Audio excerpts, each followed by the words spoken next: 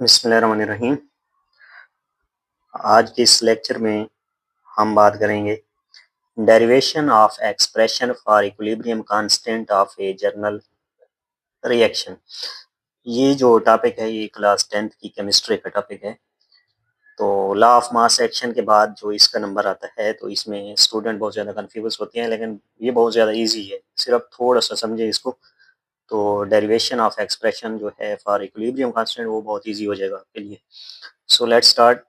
ये देखिए, ये एक जनरल रिएक्शन है ए प्लस बी, रिवर्सिबल रिएक्शंस हैं और प्रोडक्ट इसमें सी प्लस डी हमारे पास है। Rate of forward reaction is directly proportional to the amount of the reactants.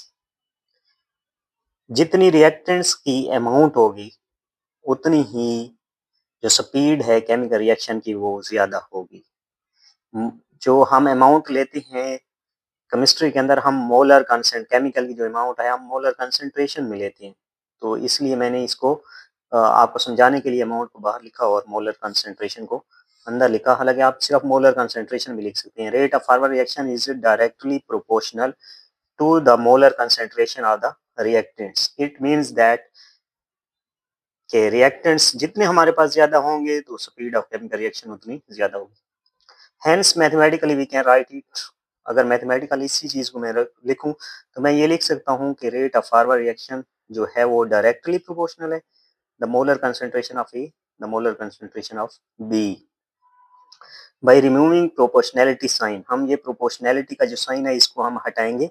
जैसे इसको हम हटाएंगे तो मैं लिखूंगा rate of forward reaction is equal to, ये कांस्टेंट मैं लगा दूंगा। जब प्रोपोर्शनैलिटी कांस्टेंट में प्रोपोर्शनैलिटी साइन हटाऊंगा तो प्रोपोर्शनैलिटी कांस्टेंट के लगाऊंगा उसकी जगह पर, तो मैं लिख सकता हूँ कि के एफ यानी कि rate of forward reaction molar concentration of A molar concentration of B and rate of reverse reaction same है, यानी कि जो चीज़ वहाँ पर है यही सेम है कि रेट ऑफ रिवर्स रिएक्शन। अगर हम यहाँ फॉरवर्ड रिएक्शन की हमने बात की, अगर हम इसी रिवर्स, क्योंकि ये रिवर्सिबल रिएक्शन है, तो अगर हमारे पास प्रोडक्ट आ जाए तो फिर रिवर्स भी तो इस रिएक्शन में होना है। तो इसकी स्पीड, अगर फॉरवर्ड रिएक्शन है तो स्पीड डिपेंड करती है रिएक्टेंट की कंसंट्रेशन पे। अगर बैकवर्ड रिएक्शन है या रिवर्स रिएक्शन है तो वहाँ पर प्रोडक्ट की कंसंट्रेशन पे डिपेंड करेगी कि प्रोडक्ट जितना ज़्यादा होगा उतनी ज़्यादा स्पीड होगी। And rate of reverse reaction is directly proportional to the molar concentration of products की मोलर कंसंट्रेशन पे होगा। इसको हम मैथमेटिकली इस तरह लिख सकते हैं, rate of reverse reaction directly proportional molar concentration of C and molar concentration of D. C and D are product. By removing the sign of proportionality, same जैसे वहाँ पर हटाया था तो यहाँ पर भी हम इसको हटाएंगे।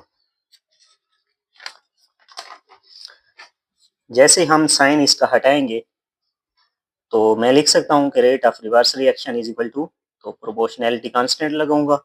रिवर्स रिएक्शन की बात कर रहे हैं तो ये डिपेंड करता है कंसंट्रेशन ऑफ प्रोडक्ट, तो यहाँ पर मोलर कंसंट्रेशन ऑफ सी और मोलर कंसंट्रेशन ऑफ डी आ जाएगा।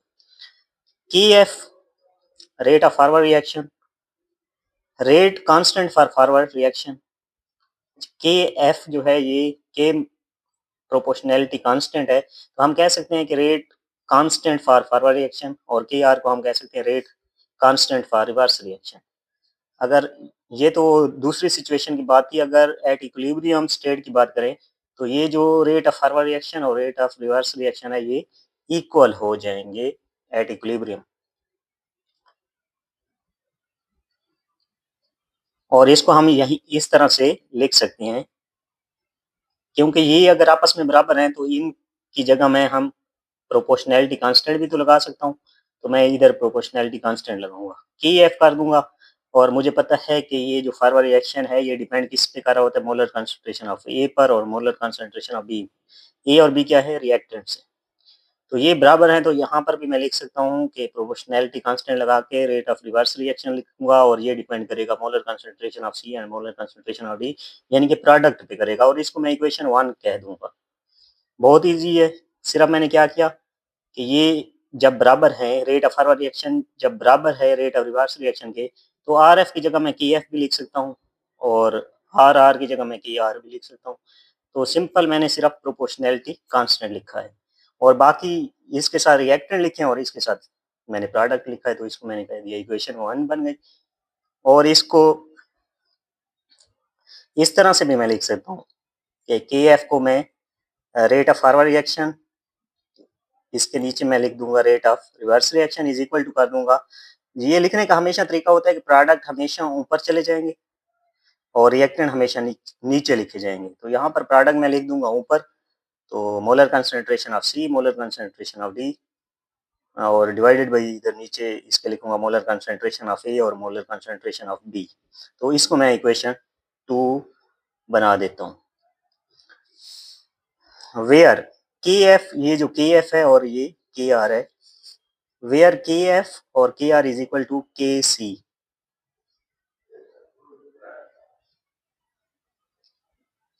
तो यहाँ पर जो के एफ है और के आर है ये दोनों इज इक्वल टू है के सी के।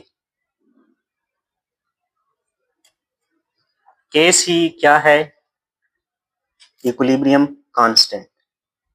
के सी जो है यहाँ पर इक्विलिब्रियम कांस्टेंट है, तो मैं लिख सकता हूँ कि इक्विलिब्रियम कांस्टेंट के लिए K F divided by K R is equal to K C, यानी कि इक्विलिब्रियम कांस्टेंट के बराबर है।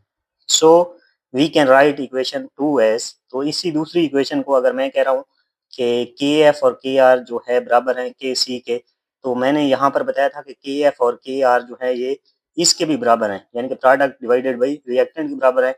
तो मैं के सी की जगह पर ये भी तो लगा सकता हूँ, तो सेम मैं के सी की जगह पर ये भी लगा सकता हूँ, या फिर मैं के F divided by K are की जगह के सी लगा सकता हूँ। क्योंकि ये बराबर हैं तो मैं यहाँ पर भी लगा सकता हूँ, यहाँ पर भी लगा सकता हूँ। तो मैं यहाँ पर लगाऊँ, अगर के एफ और के आर को मैंने हटा दिया और यहाँ पर मैंने लिख दिया के सी, और आगे क्योंकि ये बराबर हैं तो यहाँ पर मैं प्रोडक्ट डिवाइडेड बाई रिएक्टेंट लिख दूंगा। अभी थोड़ा इसको एक्सप्लेन करूँ कि के सी क्या होता है, तो के सी को मैं थोड़ा सा एक्सप्लेन कर दूँ। Where K C is called equilibrium constant, ये इक्विलिब्रियम कांस्टेंट है, मैं आपको बता चुका हूँ।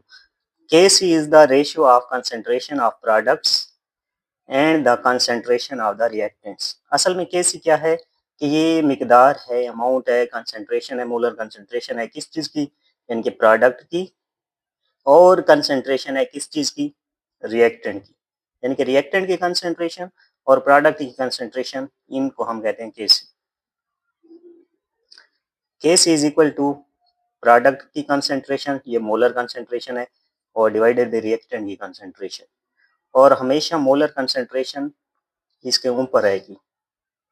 जैसे अगर मैं सी की मोलर कंसेंट्रेशन लिखूं, तो यहाँ पर मैं लिखूंगा फर्स्ट में सी की मोलर कंसेंट्रेशन अगर 2 मोल है तो मैं यहाँ पर 2 लिखूंगा, और इसकी अगर 3 है तो मैं यहाँ पर 3 लिखूंगा, और यहाँ पर अगर फर्ज करें ये 4 है और यहाँ पर ये 6 है, तो ये मोलर कंसेंट्रेशन लिखने का तरीका है। जो मोलर कंसेंट्रेशन ऊपर आप इस तरह लिखोगे कि कितनी है। जैसे इक्वेशन में अगर लिखें तो इस तरह से ए, और ए में लिखूंगा प्लस समझाने के लिए बी और बी। इसी तरह रिवर्सिबल रिएक्शन है, तो यहाँ पर मैं लिखूंगा सी प्लस डी और यहाँ पर डी। तो ये मोलर कंसंट्रेशन है, तो इसको मैं जब लिखूंगा तो ए की मोलर कंसंट्रेशन जो है ये पावर बन जाएगी। तो यहाँ पर मैं लिखूंगा मोलर कंसंट्रेशन ए का मतलब यानी कि जितने मोल हैं वो मैं इधर लिखूंगा। अब के सी इज इक्वल टू, यानी कि सी डी क्या था हमारे पास प्रोडक्ट है, और ए भी क्या था हमारे पास रिएक्टेंट है। तो इस तरह भी मैं इसको लिख सकता हूँ। तो दूसरा के सी जो होता है ये हमेशा डायरेक्टली प्रोपोर्शनल है प्रोडक्ट्स के, यानी कि जितना के सी की वैल्यू ज़्यादा होगी उतना प्रोडक्ट्स ज़्यादा होगा, और के सी की वैल्यू कम होगी तो प्रोडक्ट कम होगा। और ये के सी इनवर्सली प्रोपोर्शनल टू रिएक्टेंट्स है, रिएक्टेंट जितना ज़्यादा होगा के सी की वैल्यू कम होगी, के सी यानी कि इसके इनवर्सली प्रोपोर्शनल है।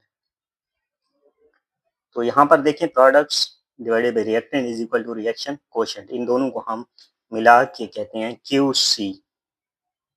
इसको कहते हैं क्यू सी, यानी कि रिएक्शन कोएफिशिएंट जो होते हैं हमारे पास क्यू सी है। अभी मैं आपको बताता हूँ कि वैल्यू किस तरह